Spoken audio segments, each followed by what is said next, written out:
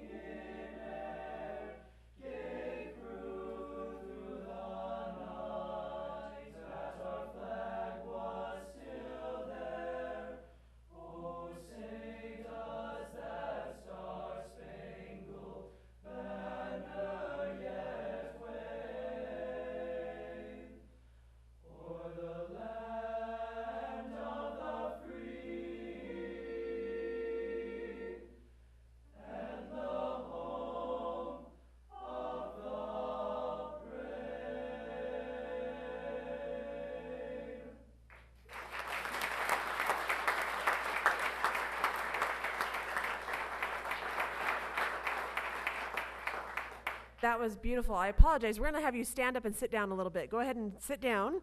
And because we didn't get to hear from your group, is there one of you students who would like to speak to us a little bit about who you are and how you're formed and where you perform? Are you doing 1, 2, 3 nodded over there? Is that nose goes? Come up to the microphone so everyone can hear you.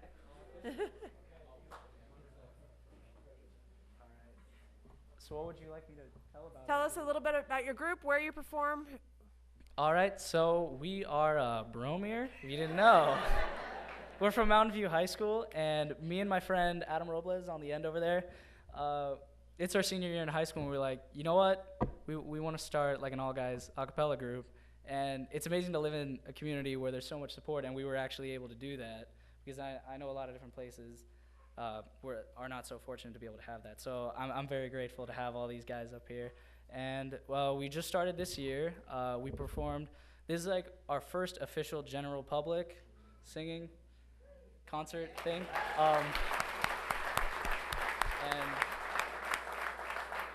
And we just want to thank you guys so much for letting us be able to come here and sing for you guys and let us get our name out there. So thank you. We appreciate it. Thank you so much. Now you know where you can contact them and get them for your next social event that you need a boys a cappella group. You guys were wonderful. Thank you for coming and performing for us tonight. We appreciate it. As they leave for us, we'll show a video for you on how our board meeting is going to go. Thank you, young men.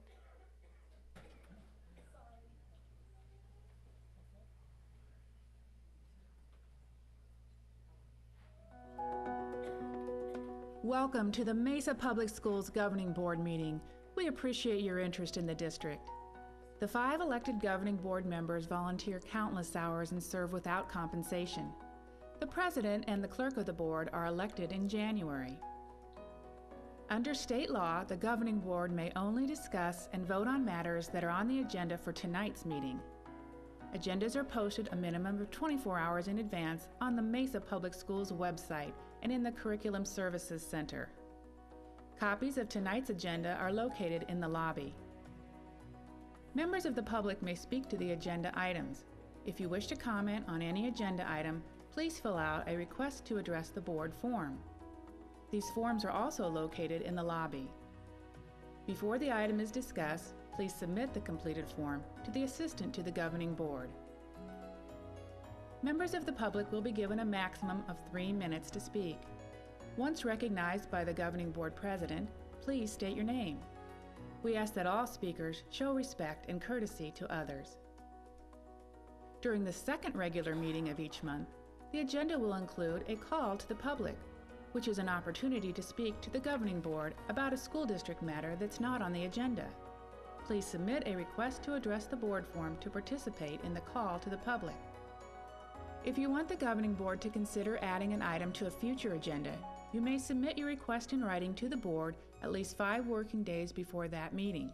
The superintendent or the governing board president will consider your request. Thank you for your attendance and involvement in tonight's meeting.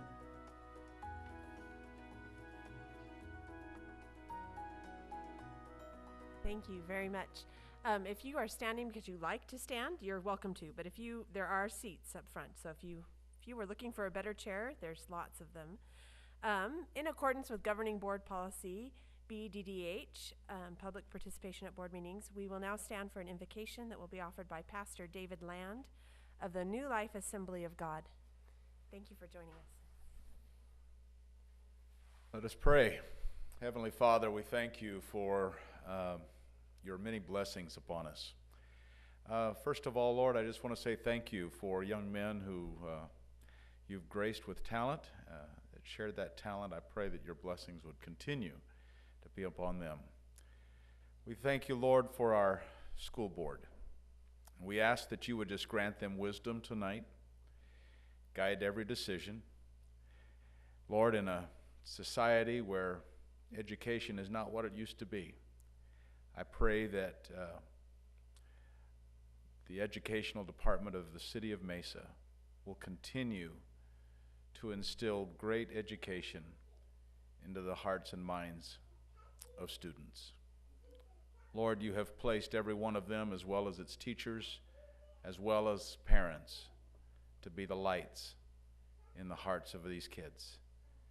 And so, Lord, we pray that you can use us to minister to them. Bless everyone that is here, and we give you praise and glory and honor in the name of your Son, Jesus Christ. Amen. Thank you so much. If you'll remain standing, I will call this meeting to order. Sorry, I told you we were going to stand up and sit down a whole bunch. We will call this meeting to order, and we will have our pledge led tonight by Mr. Scott Thompson, the Assistant Superintendent of Business and Support Services. I pledge allegiance to the flag of the United States of America and to the republic for which it stands, one nation, under God, indivisible, with liberty and justice for all. Now you can sit. We won't make you stand again. You can stay seated. We are glad you're here. If you needed a agenda, they are out front, and if you would like to speak about something that's an agenda item, then go ahead and let Alice know, and we'll make sure you have that opportunity about something that is on the agenda. We are going to get straight into business.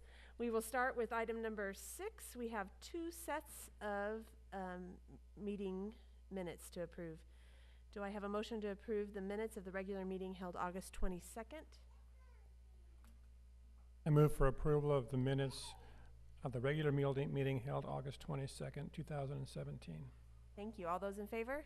Aye. Aye. And a motion to approve minutes of a study session held on September 5th. I move to approve the meeting minutes for the study session held on September 5th. All those in favor? Aye. Aye. Thank you.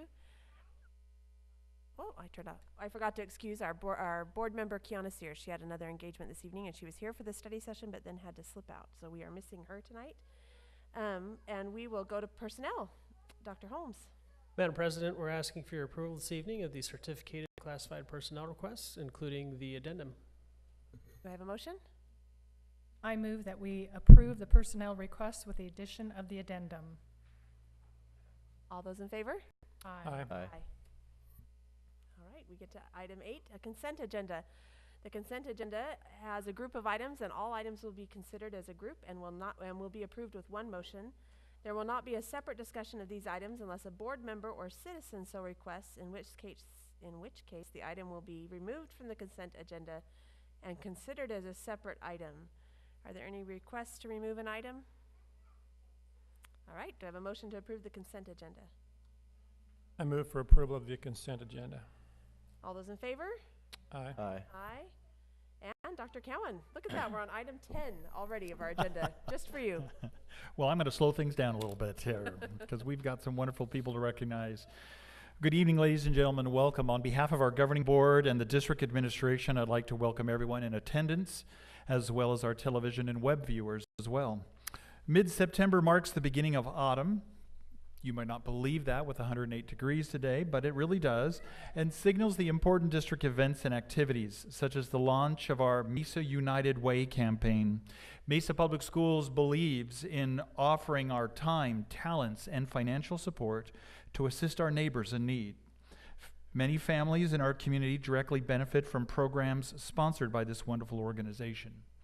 Also, fall sports are in full swing, ensuing, oh my goodness, I'm going to try that over again. Take two. Fall sports are in full swing, including badminton, cheer, pom, cross country, diving, football, golf, swimming, and girls volleyball. I encourage all of you to support our student athletes by attending a game, match, or meet, or competition. This month, we celebrate the anniversary of our nation's Constitution. The United States Constitution stands as a testament of the tenacity of Americans throughout history, maintaining our liberties, freedoms, and inalienable rights. As part of Constitution Week, our students will participate in a variety of activities, including flag-raising ceremonies, lessons about the Constitution and the Bill of Rights, and patriotic assemblies. The board members, later in this meeting, you will have the opportunity to proclaim September 17th as Citizenship Day and September 17th through the 23rd as Constitution Week. In the spirit of civic-minded activities, we end the month by participating in National Voter Registration Day on September 26th.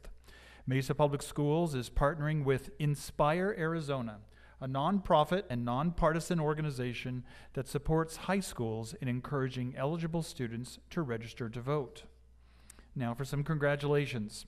Congratulations goes to the Mesa Academy for Advanced Studies. The Academy once again has ranked the #1 Arizona middle school by SchoolDigger.com. Using information and test scores from the Department of Education, the School Digger database profiles more than 136,000 schools across the country. School Digger uses test scores from the Department of Education to determine rankings.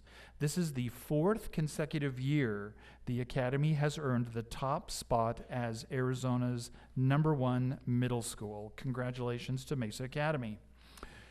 Grant dollars allow educators to enhance students' educational experiences in a variety of ways. And I have exciting news on this front. Skyline High School was awarded a $150,000 grant from the Governor's Office of Youth, Faith, and Family. The grant funds the Coyote Strong program, which focuses on drug prevention and life skills and provides students opportunities to get more involved at the school and in their community. The program kicked off with an open house at the school August 17th, attended by more than 600 Skyline students and family members. Last week, Irving Elementary School celebrated their $50,000 youth wellness grant from Target. Excited students participated in fitness activities, showed off new equipment and technology, and debuted Irving's rock climbing wall. Last but not least, Cox Valley Metro and the Los Altos Ranch Market are hosting Cox Connect to Compete events for pre-qualified families from Longfellow, Lowell, and Lindbergh Elementary Schools tonight and tomorrow night. More than 100 families who qualify for Cox's discounted internet service will receive a free computer from Valley Metro. Ranch Market is serving complimentary dinner to families and giving away 50 gift cards to cover 6 months of internet service. This is a wonderful opportunity for our families to bring technology into their homes. We appreciate our long-standing partnership with Cox Connect to Compete and thank Valley Metro and Ranch Market for supporting our communities. We know the generosity of these grants and our community partners will make a positive impact on the learning and achievement of our students. And now, Madam President, this concludes my report to the board, and I invite you and the other board members in front of the dais for this evening's recognitions.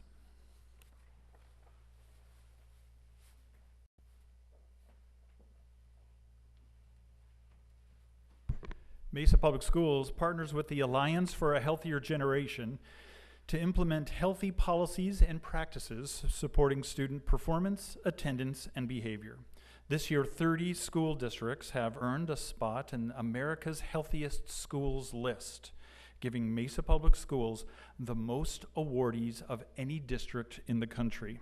Now let me take a deep breath before I try to get this whole list out for you. These are 2017 designees. There's just a few of them. Adams, Brinton, Bush, Edison, Eisenhower, Emerson, Entz, Falcon Hill, Guerrero, Hawthorne, Highland Arts, Ishikawa, Keller, Kerr, Lincoln, Lehigh, Lindbergh, Longfellow, Madison, O'Connor, Patterson, Porter, Red Mountain Ranch, Redbird, Sousa, Stevenson, Washington, Whitman, Whittier, and Wilson Elementary Schools. That's impressive. Yeah, congratulations to all those schools. These schools joined the 2016 awardees who were in their second year of recognition, and they are Chrisman, Field, Hermosa Vista, Holmes, Irving, Jefferson, Johnson, Mendoza, Pomeroy, Robson, Roosevelt, Salk, Serine, Taft, and Webster Elementary Schools, along with Summit Academy. I'd like to invite Deb Pangrazi, our elementary physical education specialist, and Loretta Zullo, our director of food nutrition, as well as our special guest, Mr. Eric Larson, from the Alliance for a Healthier Generation, to come join me. Hi, Eric. Thanks for your help with all this. You bet. Let me get a couple words here. Under Deb's direction, Mesa Public Schools Elementary Physical Education Department, Deb's this one right here. And they're right here, a lot of them are right here. And well, we're going to get to them. Hold on. Deb and her department is nationally recognized for its high-quality curriculum. Loretta, right there, manages an effective and fiscally sound meal program. She and her team of professionals serve more than 18,000 nutritionally well-balanced breakfasts and 40,000 lunches every day. Eric is the National Physical Education and Physical Activity Advisor for the Alliance. He's here to present a special award that represents the culmination of a lot of hard work by a lot of people, many of whom are here with us today and some aren't, all focused on enhancing our students' learning experiences. Eric, we'd like you to share a few words from the Alliance and help present this award to us. Congratulations and thank you so much for all you do for public education.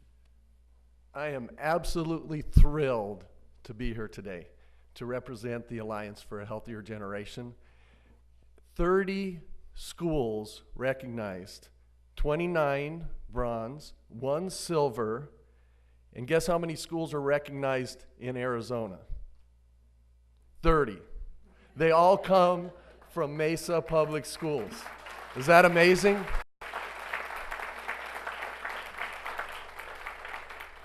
Not only that, but it's the most schools in any district across the country.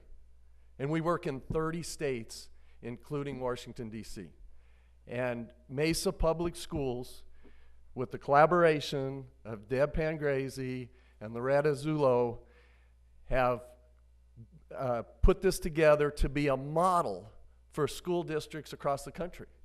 Their work should be congratulated.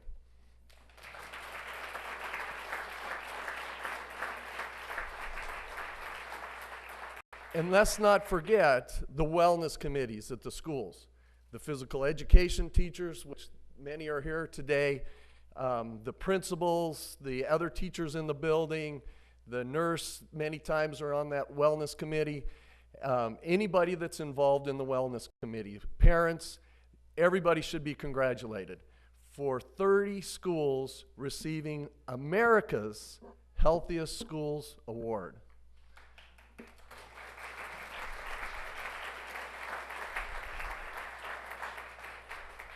Now, I've known Deb Pangrazi for over 15 years. And even going back then, I was coordinator for Denver Public Schools. And going back then, she was always in the forefront of making sure that health and wellness were at the top of the list. And so that has not changed. And she, along with Loretta, have done so much to bring up raise the bar. And so let's congratulate them.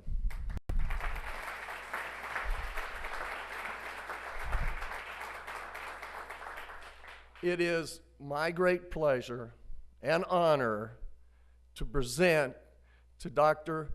Cowan the 2017 National Awards for America's Healthiest Schools.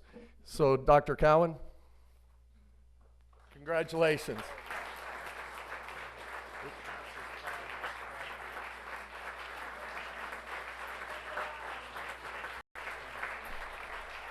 All the schools will be receiving banners to put up in their buildings. So again, congratulations.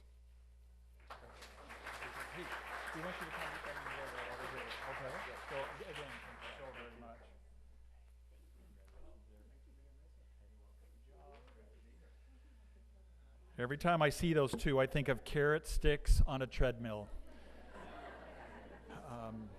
Now, we've got some very proud and well-intending physical education teachers here this evening. Why don't you folks stand up? There's quite a few of them over here. Look at these outstanding physical educators that help us every day with what we do. And this award goes to them as well as to Deb and to Loretta. Thank you so much for what you do. We'd also like to thank the Alliance for recognizing Mesa Public Schools. We appreciate the employees and educators and parents who have worked together to make this become a reality for us. And I also have some breaking news tonight. Franklin East and Zaharis Elementary Schools have joined all of our Alliance awardees as 2017 Let's Move Active Schools for their outstanding efforts to create a healthy school environment. Congratulations to all of our schools recognized tonight. So again, ladies and gentlemen, please join me in thanking the Alliance and then recognizing these outstanding educators and all the people that help ensure that our kids have healthy opportunities and choices in their lives. Thank you so very, very much.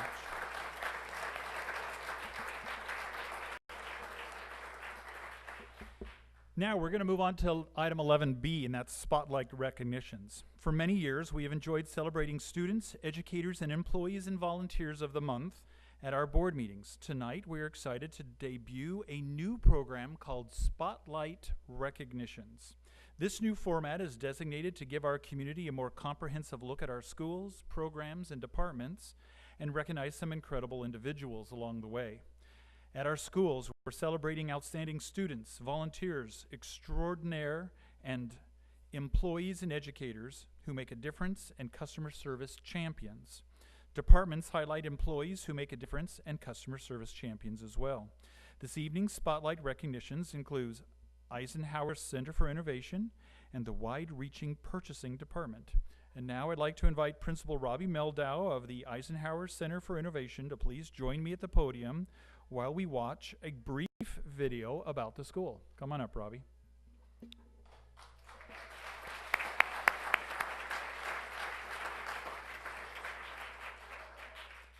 Welcome to Eisenhower Center for Innovation, where we make learning fun.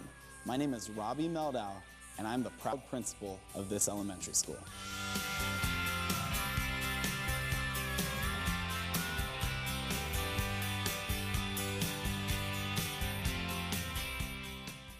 Eisenhower Center for Innovation is an Apple Distinguished School.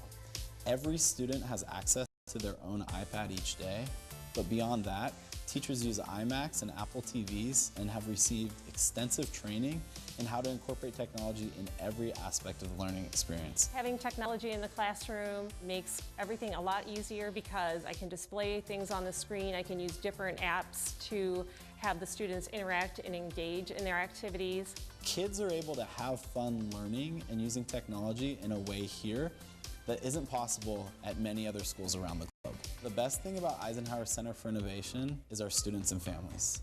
They are loving and incredibly creative. The second best thing about Eisenhower Center for Innovation is the amazing staff that works here.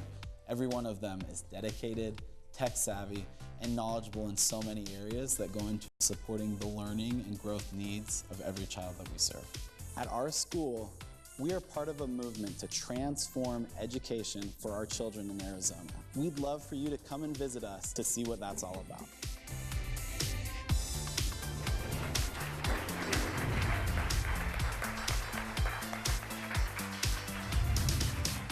Now, Principal Meldow, would you like to recognize your highlighted folks for tonight? Okay, thank you, Dr. Cowan. You know, when I was given the opportunity to lead this school at the start of last year, I knew about the technology. What I didn't know about was the amazing kids and the amazing staff, so I appreciate this opportunity to spotlight them. At Eisenhower Center for Innovation, we believe in excellence for all students, and I'm proud to honor a few special individuals tonight for their contributions to our school's success. First, I would like to recognize Andre Johnson, a 6th grade student in our school. Please join me at the podium, Andre.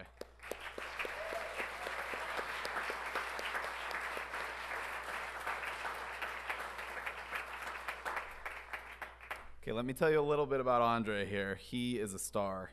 He's an amazing learner. Whether he's getting extra band practice during lunch, writing creative stories, very persuasive essays, or raps in his notebook, or making insightful comments in class, he never misses an opportunity to learn. Last year, Andre not only won the school spelling bee, but also progressed to the district and state competitions. We are all inspired by Andre's enthusiasm and effort. And Andre, I'm honored to recognize you as our outstanding student.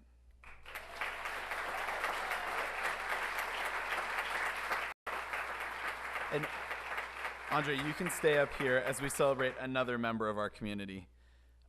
Cindy Dillinger, our volunteer extraordinaire, please join me at the podium.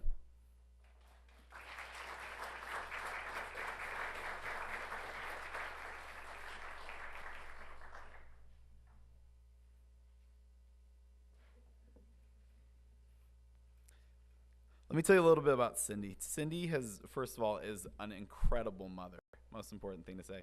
Her daughters are amazing kids. We're not supposed to have favorites, so I won't. I'll leave it at that. Cindy has been a dedicated Eisenhower volunteer for 3 years. She's supercharging our parent-teacher organization this year.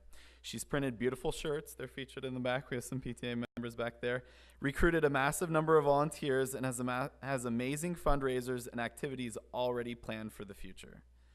She also happens to be a veteran and has given service to our country, so I am honored to recognize you, Cindy, as our volunteer extraordinaire.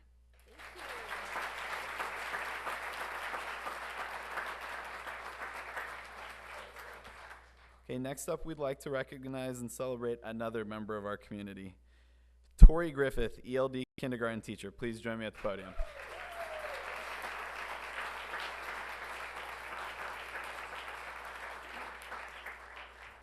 Now, I don't know if there is a spotlight bright enough for what Tori deserves for the work that she does, but I would like to tell you just a little bit. I know this is a long meeting, so I had to edit way down all the things that Tori does to make our school great. First of all, she's committed to doing whatever it takes to ensure our students in school are successful. And when I say that, I mean that. That is not just a pretty phrase.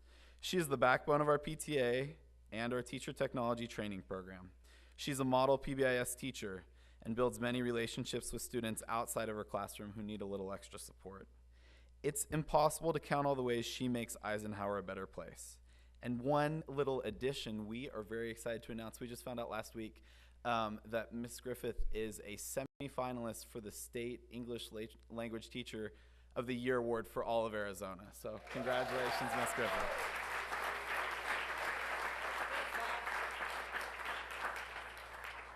Okay, last and certainly not least, we have a very special individual to spotlight tonight. Mandy Ochoa, secretary to the principal, please step forward.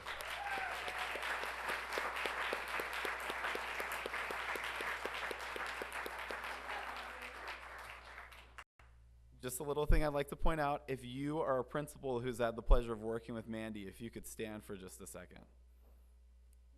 So these are only a few. There's two others that weren't able to make it tonight, but Mandy has done amazing things.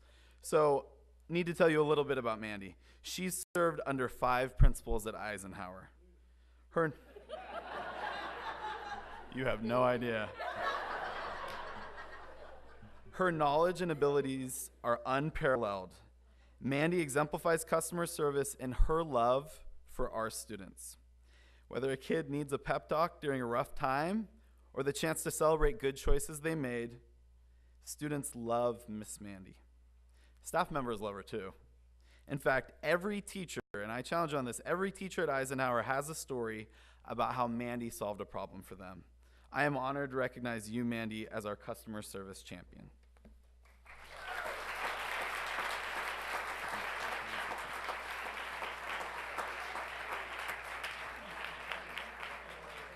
This is just a sampling of the wonderful staff, students, and volunteers at ECFI. Dr. Cowan, thank you for this opportunity to recognize our community.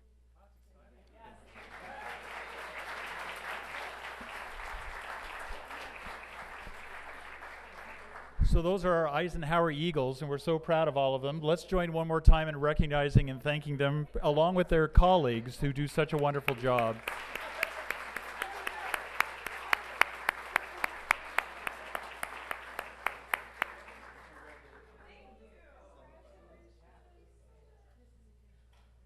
Well, we are getting a chance. Yeah, you guys are good.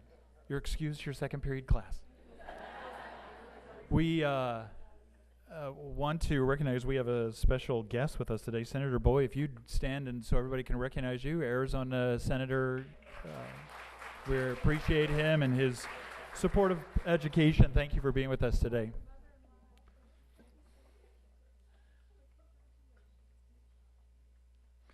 All right, let's go to our next spotlight. It shines on the, now this sounds like a whole bunch of different departments, and they are, but they're all coordinated together. And it's purchasing, material distribution center, purchasing management, mail center, textbook depository, and used surplus departments. And we invite Michelle Hamilton, director of these fine departments, to please join me up front. Come on up, Michelle. While Michelle's coming up, Rock, if you would cue the video so we can learn more about the wonderful things these departments do to support our schools.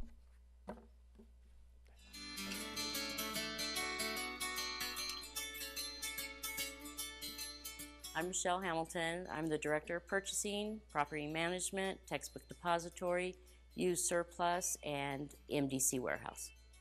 My department supports student success by providing customer service that is just exemplary throughout the district. So far this year, we have processed 3,700 purchase orders, totaling $115 million. A day in the life of our department is never the same. Everybody hits the floor running as soon as they come in, and from there, we don't know what our day is going to entail. You know what? I have a great team, and I think what makes them all unique is that they all come in here, they all have a passion for their job, and they do everything that they can do every day for anybody.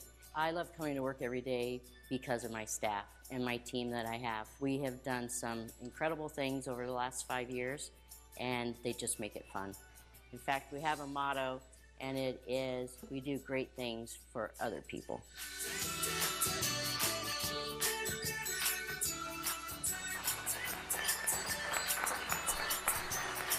We so appreciate these behind-the-scene warriors. And Michelle, would you introduce and announce your awardees for tonight?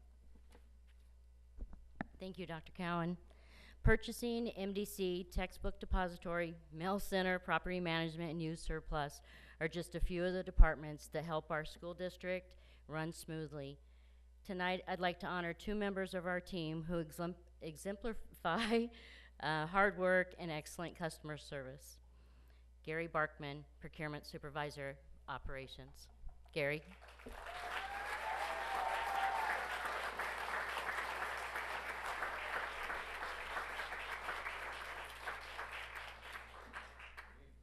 Gary had car problems tonight, and 10 minutes before we came in said, I'm not going to make it. I said, you will be here. I told Dr. Cowan you would be.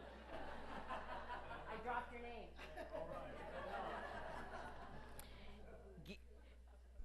Gary puts in the most hours of any person I know. So to have him not be here when I needed him was just not expected. Gary is the lifeline of our purchasing department. Anytime anyone has a question, they know Gary will provide a prompt and accurate answer. He doesn't hesitate to help if anyone in the district needs assistance. Not only does he provide knowledge of procurement rules to our staff, but he's also a champion of educating procurement staffers throughout the state. He is truly Mr. Procurement, and it is a joy to work with him most days. I am honored to recognize you, Gary, as our employee who makes a difference.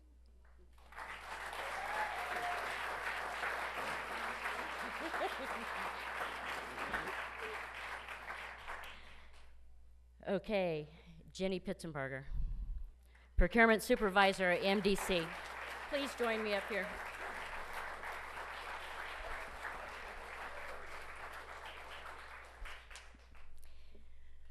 Sorry. I know. They told me to surprise you guys. It's Dr. Cowan's fault. Jenny buys for the Material Distribution Center and other commodities. She is the person everyone goes to when they need help and information. She always knows what is stocked at the warehouse, how to solve issues with deliveries, and find answers in our financial system. All employees, whether they're veterans or brand new, quickly learn how valuable she is to our district. The volume of work she produces so quickly while juggling calls from schools and department staff is astounding. I am honored to recognize you, Jenny, as our customer service champion. Thank you. You guys go back and shake hands with board members. Gary and Jenny are just 2 of the 40 dedicated employees who make up my departments. Thank you all for taking the time to learn about purchasing, MDC, textbook depository, mail center, property management, and youth surplus.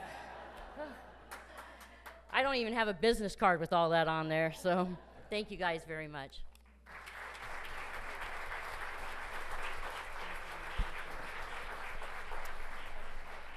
We sure do appreciate these people, and Michelle, who does such a commendable job of leading. Michelle, we have 2 or 3 more departments we're going to assign to you, so just a few more departments. Oh, yeah. Not a problem. And just so you know, some people drop my name and some drop kick my name, so I just appreciate that. I appreciate that. We are so proud of these wonderful people. On behalf of the board and the administration of Mesa Public Schools, I thank our master educators, our top-notch employees and dedicated volunteers.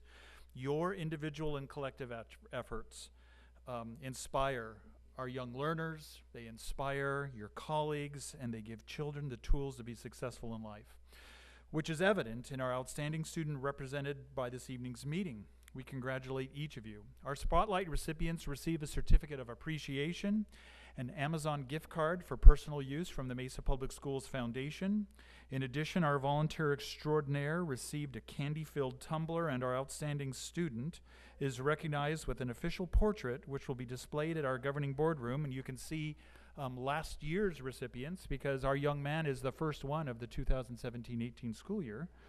And we'll be excited to place his wall on there with all those ladies from last year. So hopefully we'll get some male representation on there, brother. So thank you for doing that for us. Madam President, members of the board, this concludes our presentations. Again, ladies and gentlemen, thank you for what you do to make Mesa Public Schools the great institution it is. It's the heart and the activity of the people that you saw tonight, as well as hundreds and thousands of others who are in deserve of such recognition because of their day-to-day sacrifice and service for our community's kids. Thank you so very much for what you do. Thank you.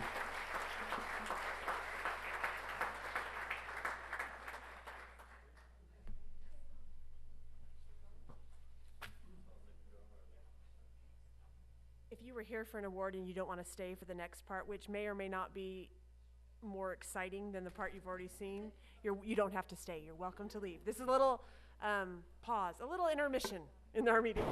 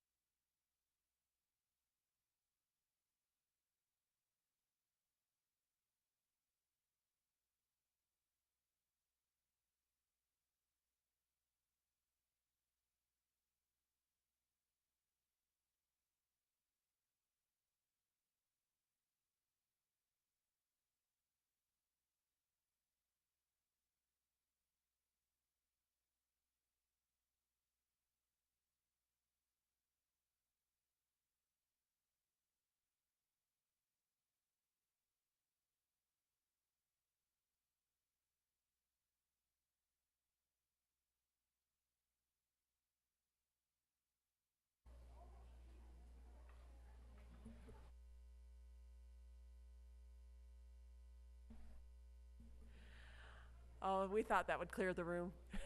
Nobody wants to risk staying with us the rest of the evening. At the beginning of the meeting, we neglected to acknowledge and recognize Senator Bowie here, Senator Sean Bowie. We should have gotten you when the crowd was larger. Ben will tweet it out. His following's huge. Thank you for coming. We appreciate your support of education all of the time. It means a lot to the hard work that people do in this district, so thank you. We very slowly made it down to item 12 on our agenda, which is a proclamation in recognition of Citizenship Day and Constitution Week. Ahead of a motion to approve that proclamation, Board Member Elaine Miner will read it for us. Okay. This proclamation is for Citizenship Day and Constitution Week. Convention delegates ratified the U.S. Constitution on September 17, 1787. This remarkable document bears witness to the wisdom of our nation's founders. To continue this legacy, we honor the Constitution and promote its principles. Whereas the United States celebrates the oldest written constitution in the world, and whereas Mesa Public Schools teaches students to respect and uphold the Constitution, civil rights, and responsibilities, and whereas the Constitution's promise of freedom and opportunity has been a steadfast rock of national strength and stability. The Governing Board and Superintendent of Mesa Public Schools do hereby proclaim September 17 as Citizenship Day and September 17th through 23rd as Constitution Week. We encourage the community to join students and staff in observing this special day and week by reflecting on the importance of active citizenship and by reaffirming the enduring strength of our Constitution. Thank you, Mrs. Miner. Do I have a motion to adopt that proclamation? Is that what we do? Yeah, motion to adopt it. That's what we want. Yeah, I move to adopt the proclamation in recognition of Citizenship Day and Constitution Week. All those in favor? Aye. Thank you. And item 13, a presentation on Falcon Hill. Who's going to Madam President, let me give you a little preset here. Last year, it was Principal Lisa McCrae-Cannon's first year. And 2 years ago, yeah, it just flies. Last year, though, I had an opportunity to go over to her school, and we took a tour and saw some wonderful things around project-based learning. And she'll be sharing some of that information with you. She is one of the leaders in our district who has really not just spoken about or tinkered with project-based learning, but has really fully embedded it into her school. And some great things are happening. I have 2 siblings of my son's wife who go to that school. And as I get a chance to visit with them, one who is still there, they speak about how exciting and fun and engaging and meaningful the learning is that occurs on that campus. So without further ado, let me introduce you to Lisa McCrae-Cannon, principal at Falcon Hill Elementary School.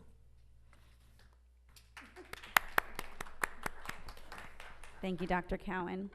And thank you, Governing Board, for allowing us this opportunity to present something that is near and dear to our heart, project-based learning. We want to give you a look into our journey, why we decided to go this route, and why we're continuing to go down the road of project-based learning at our school. I have brought along with me, out of the 8 pioneers of Falcon Hill, actually there was 9 of us total, I have 2 teachers, Sharice Nunes, who's a 6th grade teacher, Jody Lockhart, who's our 3rd grade teacher, and Felicia Muwakil, who's our Title I specialist. Without these individuals and a few others who were not able to make it, we would not have been able to get as far as we have today. So let me give you a little glimpse into the past. When I first arrived at Falcon Hill, one of the things I noticed was there was a need to engage students. And so we really did try and talk and think about what is it that we can do? How can we engage students, re-engage students in learning? And if we were to rethink about teaching and learning, what would that look like at our school? So, Arlen to show her the screen so she can see where they are. Oh, there it goes. It's up on the main screen now.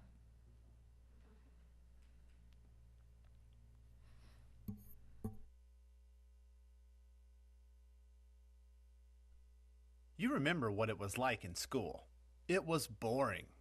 You sat in class, memorized as much as you could, and tried to pass a test at the end. But is that good enough?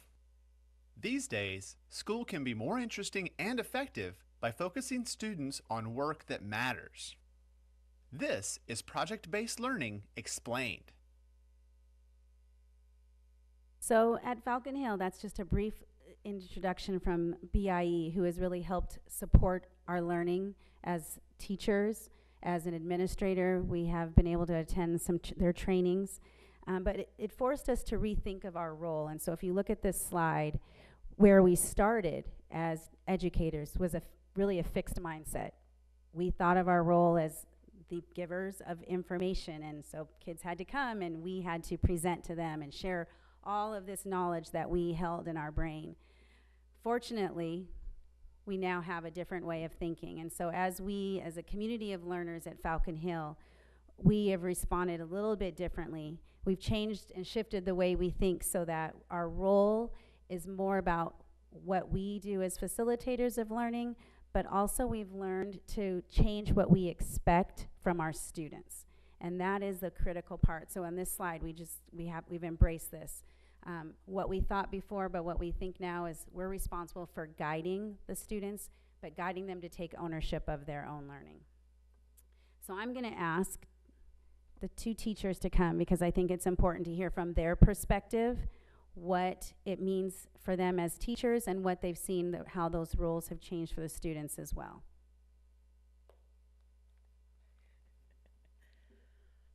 I'm going to talk about the role of a teacher.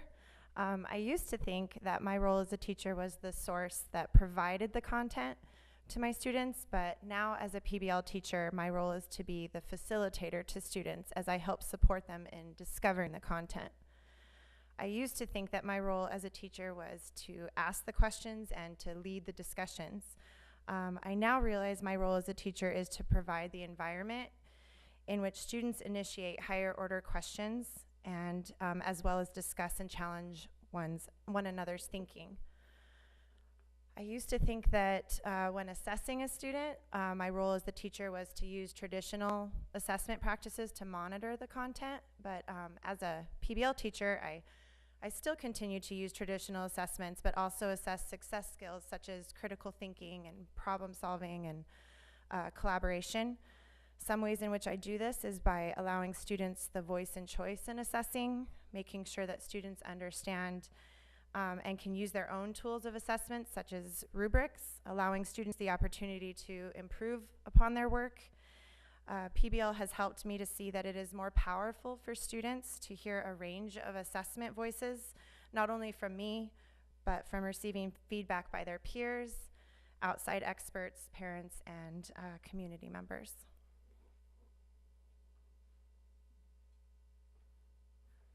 So I'm going to talk about the role of our students and how that has changed through this process. I used to think a student's role was to go along with the decisions made by a teacher, but now students are involved in the decision-making process through groups and classroom discussions. Their voice and choice is heard. I used to think that students received all knowledge from their teachers, but now students conduct research, solve problems, and become innovators on any given topic. I used to think that a student received their grades and feedback solely from their teachers. But now, students are able to give and receive feedback with their peers on the quality of their work, leading them to make revisions or to conduct further inquiry.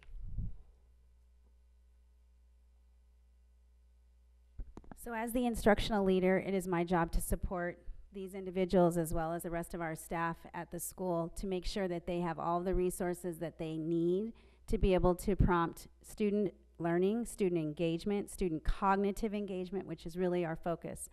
We have a new vision at Falcon Hill.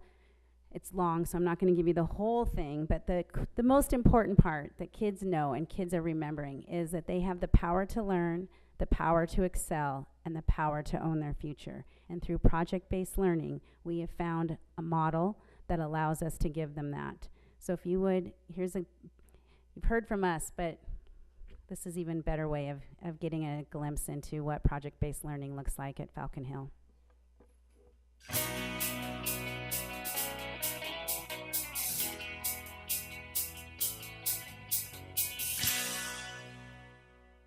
Falcon Hill Elementary School second annual project-based learning showcase had something for everyone, from fun farms to dog parks. It was truly an engaging community event.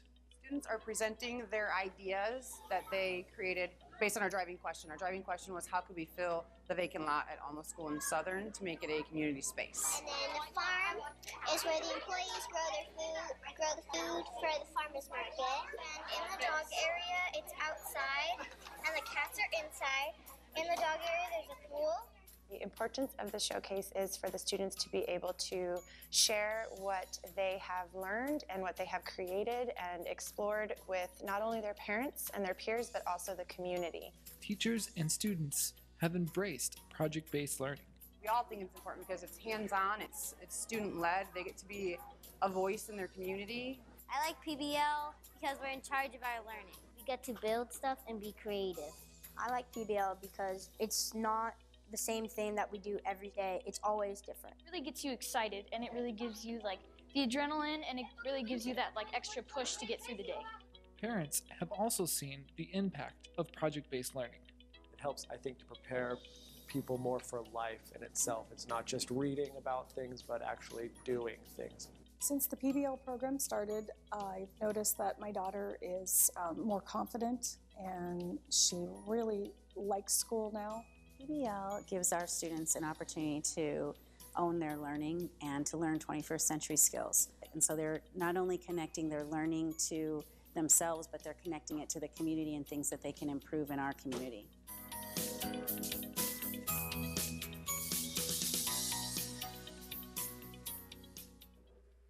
Thank you very much. Oh, no, you're not done. I You didn't know have if there to was stay. more presentation. But let me tell you about my experience there last year. It was third graders. They were working on the property of Southern and Alma School. If you know the northwest corner of that property, it's vacant right now. It's all fenced up. The students took a tour of the facility, looking at the property. And when I was there, they were getting ready to give presentations about their land use plans. And so as I'm visiting with these third graders, they're using scale, they're using measurement, they're using communication skills, they're writing persuasive comments, they're designing based on human need and pulling in a variety of social studies factors. They're using a variety of different strategies and techniques to build a meaningful representation of what they were proposing for that part of Mesa. And then if I remember correctly, they were going to present to leadership in the city of Mesa. Were they not, Lisa? We were going to choose one. They haven't yet. Okay, I can help you with that. So wait, yes. Okay. Thank so you. the idea was, and still is apparently, Still that is. It's still vacant. It's still vacant. Yeah, That that's land is right. still vacant. But the idea was that those students would have an opportunity then to present their plans to leaders in the cities so that they understood what these young people were looking for in their community. And I thought that was just a nice wrap up of all of the learning engaged in that, all focused on something of meaning and not abstract and independent and separated from all the other learning that we often silo in a traditional model. And Lisa has done just a wonderful job bringing a group of leaders in and embedding this enthusiasm amongst the students, which is contagious across her campus. Lisa, anything else? I would just add that Vice Mayor David Luna did come, and so he came and the students were able to present to him. We also were fortunate to have our very own President Richardson come in, and students were on, I think it was the day before the big showcase where you were there, and they were able to start practicing their presentation as well. So it's contagious, and the kids have a really clear understanding of their role as learners, and it really has transformed our entire learning community, adults included. So thank you for your support. We appreciate it. What role, if anything, has technology played in this? Very good question. It plays a huge role. When we started project-based learning, we had 3 carts to share in this school.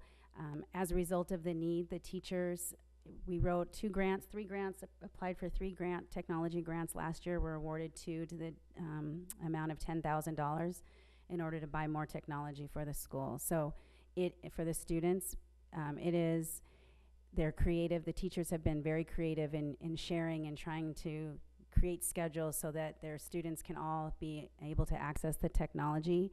But that is one thing, when students are involved in sustained inquiry, which is what we want, when they need to research and they need to find answers, we need to be able to have the resources for them to do that. So we're continuing to push that and continue to look for resources to support that need.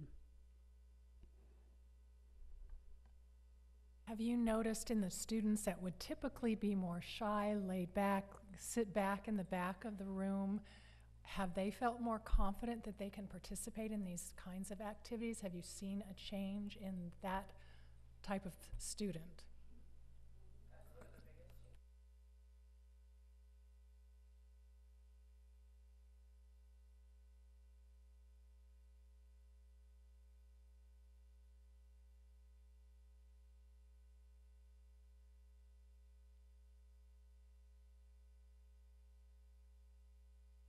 And I can add to that in terms of discipline. We started with 2 grade levels, 3rd and 6th grade, and we selected those 2 grade levels very specifically based on my referrals. We had stacks like this for those 2 classes. The 6th grade class had really had a reputation in the school that had been there since they were kindergartners. I mean, it was deeply rooted in the school culture. You know that group of kids, right? That every school has them. And so when we started, I showed them the stacks of referrals, and I said, you know, what's going on? It's almost all boys, and I'm seeing these are bright boys. What's going on? I can tell you, and these are 2 of the grade levels, so they started this. At the end of that first year of last year, I had less than 10 referrals combined for those 2 grades. And it literally eliminated, because the kids were engaged and they had a purpose.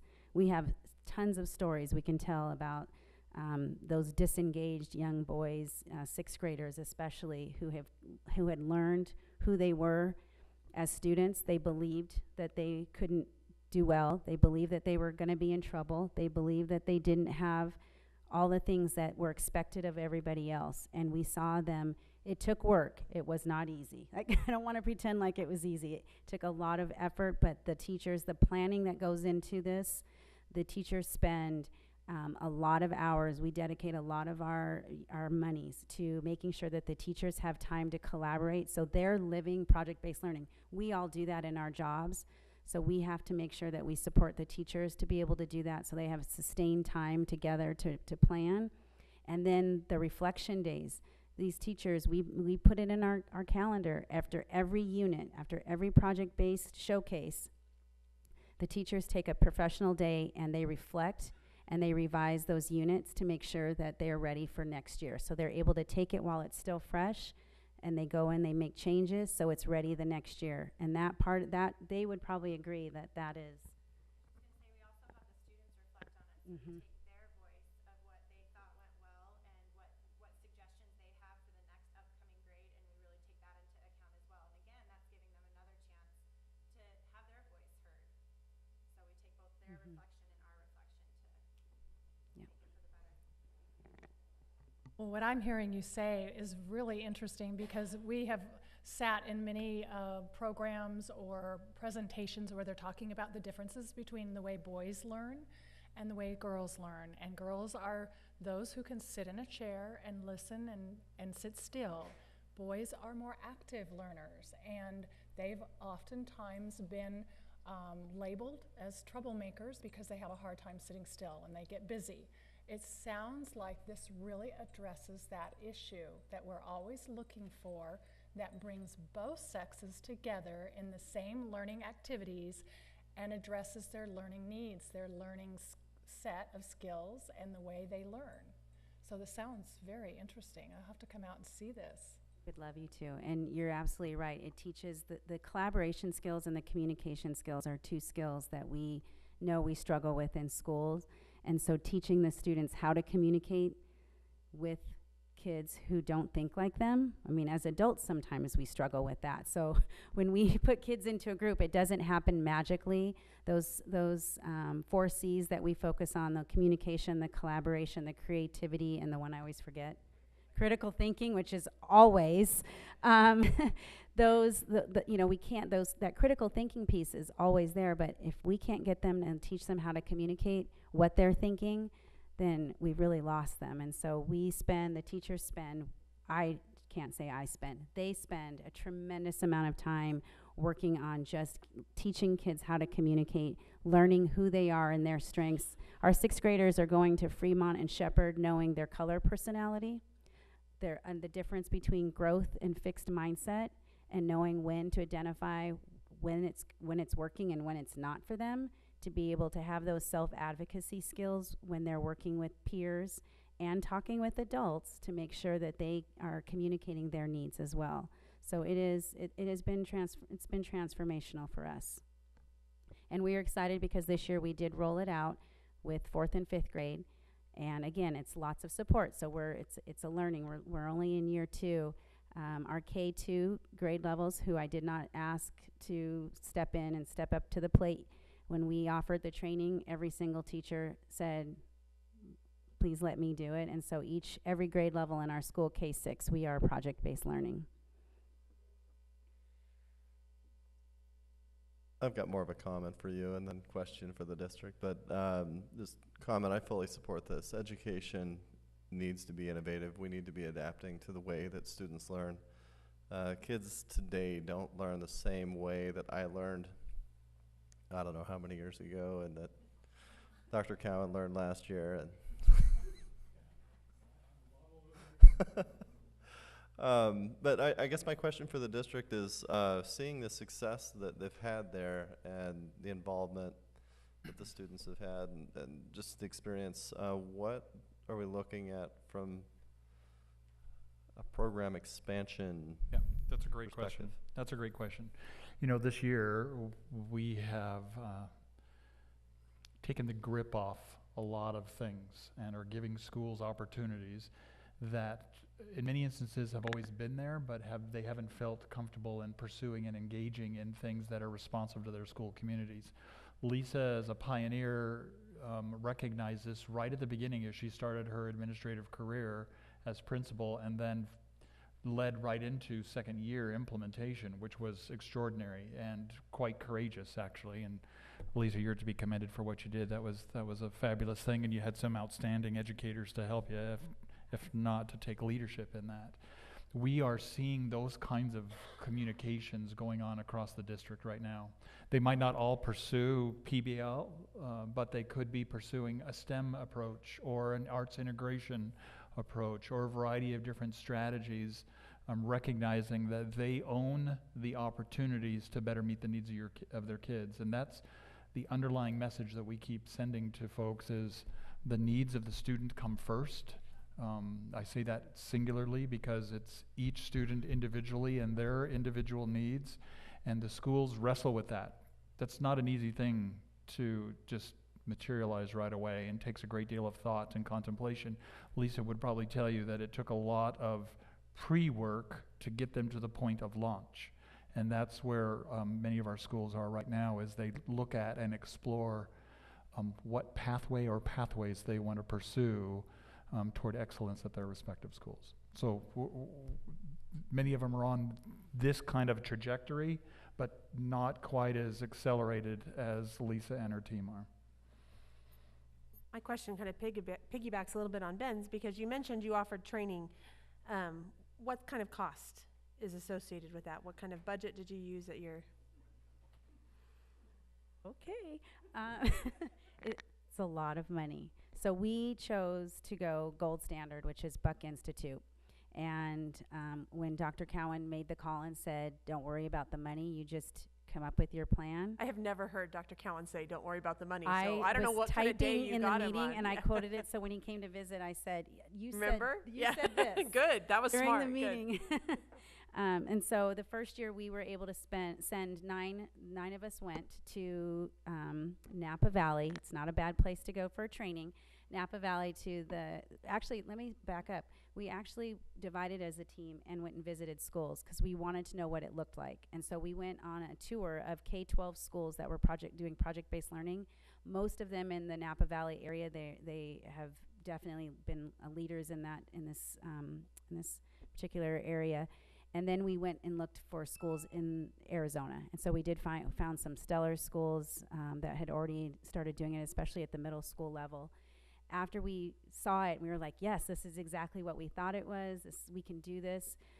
We went and we received 3 days of training, very intense training, all best practice. It's everything we knew, but put into a framework that forced us to look at some things that we had ignored. The sustained inquiry, the way we want students to learn. So that was the first year. Year 2, the challenge was how do we get the rest of the staff? And so through the support of Dr. Cowan, 301, Mr. McCord, I was going to say Shane, sorry. Yeah. Yes. We were able to bring in someone to come to the school to train the rest of our staff, and then wanted others to take part too. So we invited a couple of other schools. So Sarine was able to come over and share with that as well, and then some specialists. Year 3, our next step is the third day is our digging deeper, and it is such a critical piece to this. The first time you get the training, it's a lot of information, and so they do BIE does recommend having everybody sit through a second year just to let it marinate. And then this team behind me, they did an extra day, so a 4th day where they took their units and they got one-on-one coaching. So that's the goal for this year, is to have another session where we come out, and we're wanting to open it up to other schools to come out, because we know that there are schools who've been calling and wanting this, and this is not something that we want just to, the more the better for us, because we want to be able to share and collaborate with others, and it's hard when you're kind of doing it by yourself. So we're excited and looking forward to that. And we're investigating some other options to pursue for ongoing coaching, because as the instructional leader and our Title I specialist, Ms. Muwakil behind me, coaching is an important part of professional development. In order for us to be able to coach, we have to be coached. And so there's training not just for the teachers, but there's training for us as instructional leaders as well.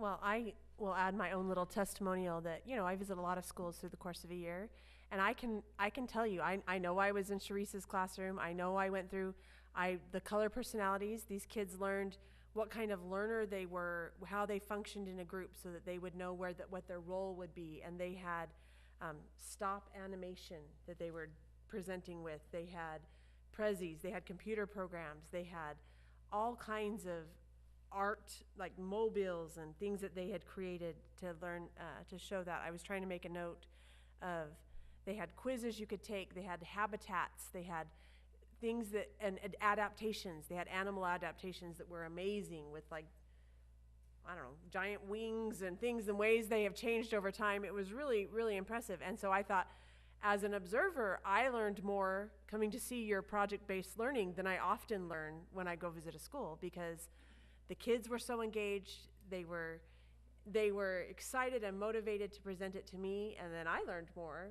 because of what I'm watching. I know I monopolized Felicia and Lisa's time too long asking questions about it, because I would love it to be in other places, because you're right, it does engage a more reluctant learner sometimes, brings out strengths and helps them realize that they created and did things that they didn't even know then that they had that capability to do. So it was really, you send us all a little email when it was time for your next, but it's more fun to come before the actual presentation. Like, we want to come when you're in the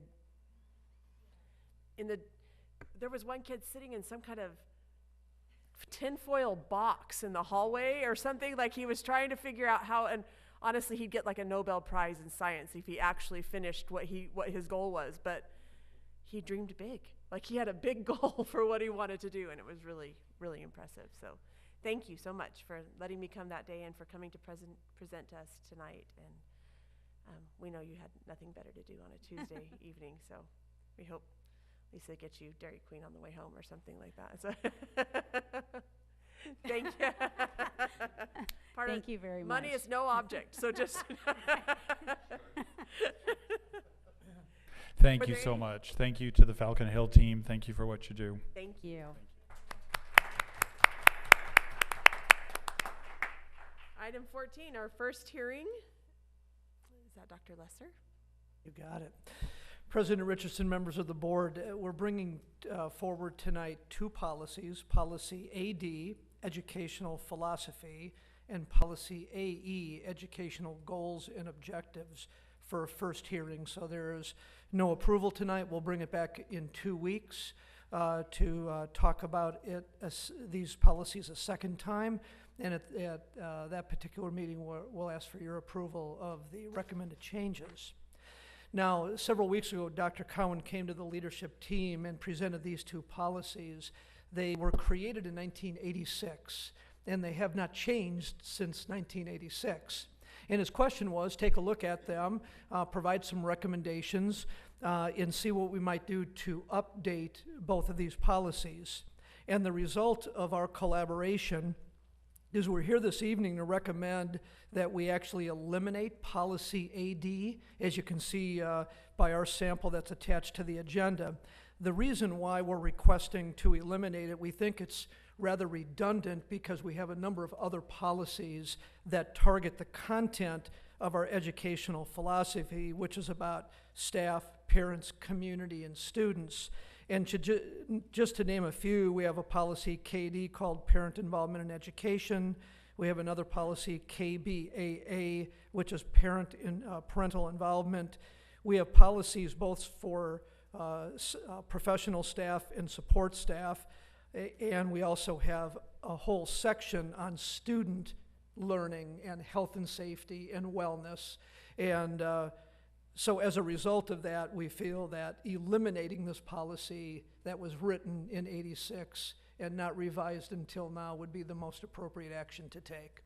So that is Policy AD. I would be happy to entertain any questions you might have on that recommendation. All right. For Policy AE, now I think this is a significant policy, and our leadership team felt likewise. It's on educational goals and objectives. Our recommendation in the attached document will reflect our vision, mission, core values, the pathways to excellence, and our promise to our students and community.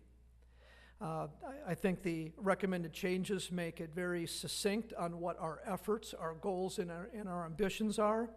If you recall, our pathways to excellence and promise are new this year, and we want to be able to bring those to the forefront of critical pieces in our organization and work with students and our community. Now, our promise, with one minor change, I would like to give a shout out to Highland Public Schools, located just south of Seattle, who originally developed this language, and we've adapted it slightly to meet our needs. And I would say that this promise really resonated strongly with our vision and mission and clearly reflected the core values and goals of our district. So any questions that you might have on Policy AE and our recommendations? Let me just share a little historical piece. If you go to the line out of AE, the front page, the section that starts with, as a base for its educational program, the board adopts, do you see that? From that down for 20 years was the mission of Mesa Public Schools. It was like everything that anyone wanted to add in, there was something in there for you. And best practice will tell you that the vision statement, which we have on the backside, is the high altitude view of what we're trying to accomplish, and the mission is our charge, what our day-to-day experiences are like. It was really hard to measure our success against a laundry list of things compared to a philosophical statement about what we're trying to accomplish as a system. And so the vision and mission and values that we embrace now are much more relevant than what Pete and I started out with back in 1986 as an old mission statement. So we appreciate what you and Pete have done with the team to get this brought up to speed. I feel kind of attached to these two policies though, because I graduated in 1986 and I am also unchanged in the last 31 years. So I really share a strong bond with these two policies. It's time for updates for all of us. Okay. Is there any other questions or comments? Anybody else want to talk about 1986? It's a very good year. That was the year I moved to Mesa. Well, see, it was a good year, Elaine. It was. Good job. Okay. It was. I was very young. Thank you, Pete. Thank you for your work on those policies and your team and the administrative team. Thank you all. Item 15, adjournment. Do I have a motion? I move that we adjourn this meeting. All those in favor? Aye. Aye. If you guys want to vote, you can say aye too. You can yell it from the audience. Thank you for coming.